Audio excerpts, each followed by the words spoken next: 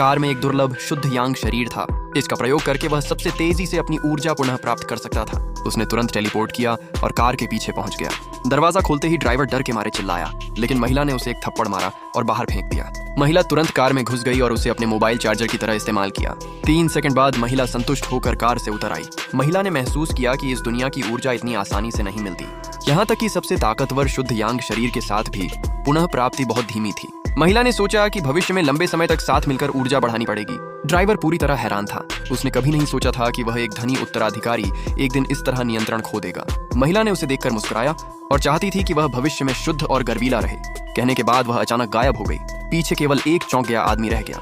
नकली सौतेली लड़की पहले हत्यारे से पूछना चाहती थी कि महिला खत्म हो गई या नहीं, लेकिन फोन बार बार नहीं उठ रहा था। महिला ने मोबाइल के सिग्नल से उसे ट्रैक कर लिया। नकली सौतेली लड़की को भी लगा कि कोई उसे देख रहा है। माँ सामने आई तो उसने राहत की सांस ली।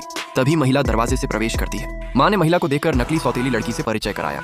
कहा कि यह तुम्हारी बहन है, अच्छे से पेश आओ। नकली सौतेली लड़की समझ नहीं पा रही थी कि हत्यारा क्यों असफल हुआ। वह महिला को डराने के लिए नजदीक आया और दिखावा किया कि उसकी देखभाल कर रहा है, लेकिन महिला ने चालाकी से उसकी योजना पलट दी। भाई और दूसरा भाई महिला की वापसी से बहुत खुश हुए। उन्होंने प्रबंधक को कहा कि लड़की को एक रात आराम करने के लिए कमरा दे। नकली सौतेली लड़की को बड़ा नुकसान हुआ और वह शांत नहीं बैठी। अगले दिन उसने एक कपड़ा तैयार किया जो महिला के लिए खतरा था।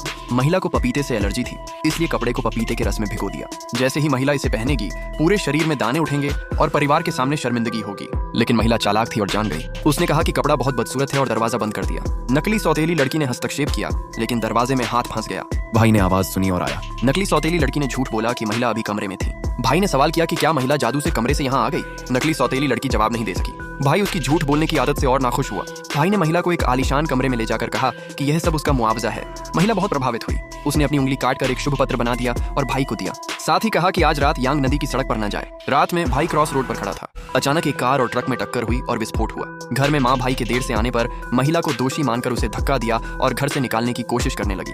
महिला ने कहा, माँ, मैं देखती हूँ कि कौन मेरी भतीजी को रोक सकता है। आगे क्या हुआ, ये देखने के लिए कमेंट में लिखें नेक्स्ट पार्ट।